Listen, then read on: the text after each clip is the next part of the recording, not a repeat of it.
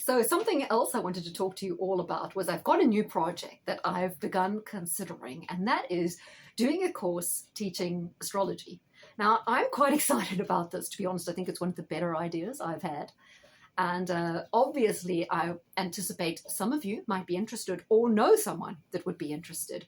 What I want to do is to make it really an exciting, adventurous journey. And I do believe that with all the experience I've got, which is nearly 30 years in terms of, writing the books, being on radio when I did my BBC shows years ago, doing the apps, has all put me in a great position to actually tell you astrology, tell you how to use it, give you tips on actually how to incorporate all the symbolisms, the energies, the planetary power, and to get a lot out of it. I want people who take the course to have a voyage of personal discovery, to use it as a cleansing, a purging, and also a way of releasing, because astrology helps us to uncover our internal conflicts, where they came from, dig into our past. It also helps us to forgive ourselves, because certain things we'll begin to understand were set up through our environment, our upbringing,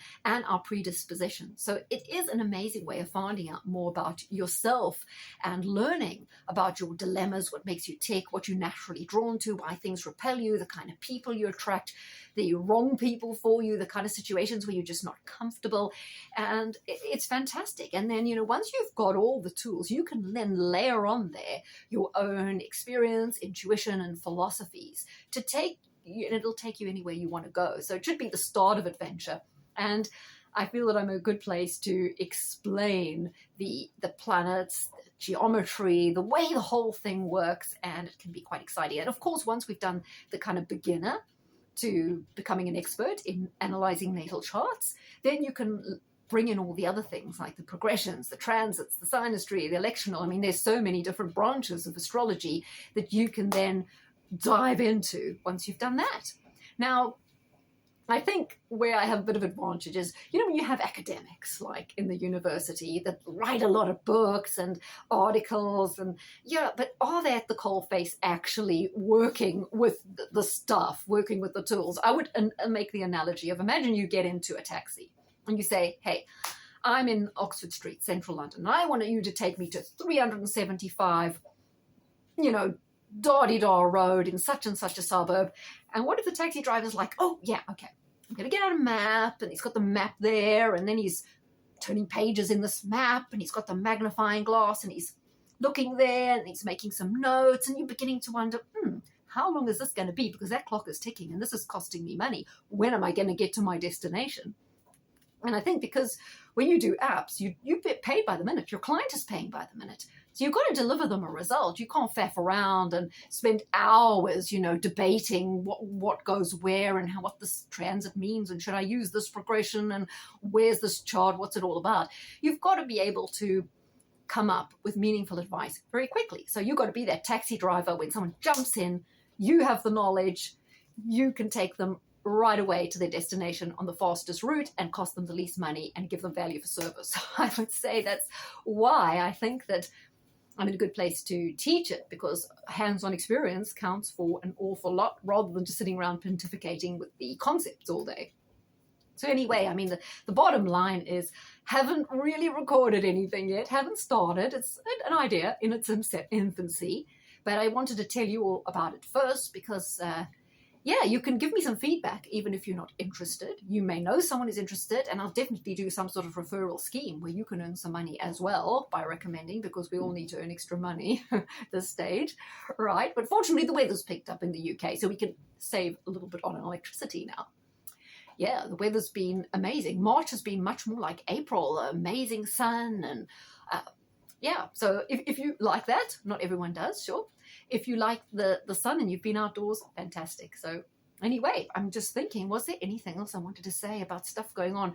Yeah, some weird stuff about the Ark of the Covenant and the CIA saying a remote viewer said it's definitely a thing. And I just factored that in. We've got this whole stuff coming out about the pyramids, which I think is deeply But then we've got this talk of the Ark of the Covenant, the red heifers, third temple. Religion seems to be thrown at us from all angles, and particularly, I think it's meant to draw us more into religion, to get us more into all revelations. What could it mean? Because it's a plan that's unfolding. They need us to buy into it. They need more people to be paying attention to these ancient esoteric things, which the veracity of it is unknown, but we can check that out. Because one of the things I'm also going to discuss with Neptune entering Aries is religion.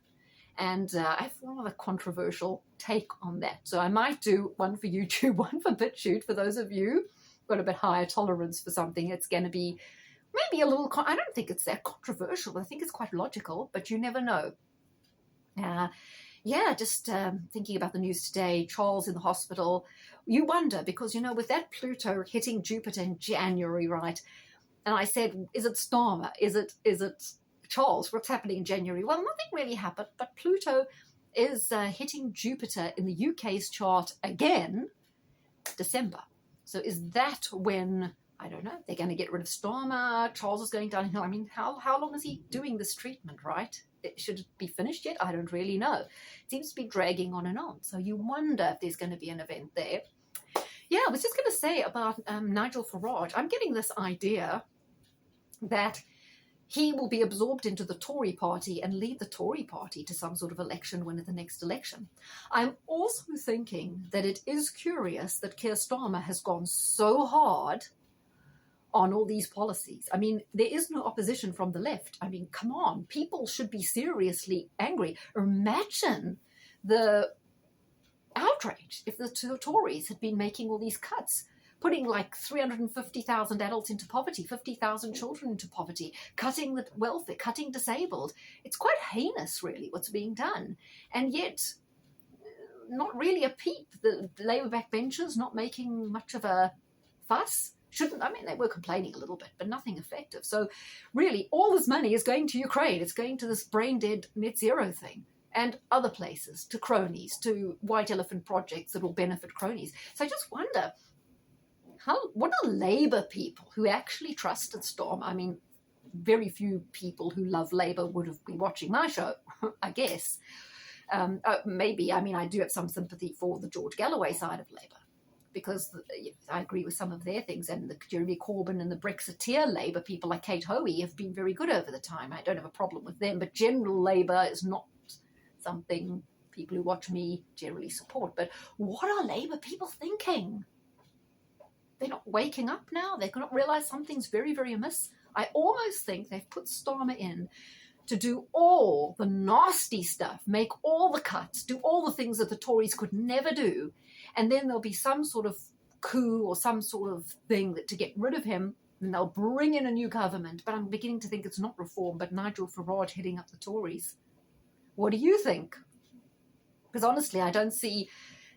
I do see Starmer's been put in there as a wrecking ball to get away with all this stuff, and they're going to let him get away with it to a point, and which time he'll be removed. Now, the Tories have the 1922 committee. It's much easier for them to get rid of their leader. Labour never tend to get rid of their leader. They stay as a strong unit and support the leader. They very rarely will do anything to undermine the leader. They have a totally different philosophy in the Labour Party. So it's not like the Tories where they got rid of Theresa May, they got rid of Boris, they got rid of Liz Truss.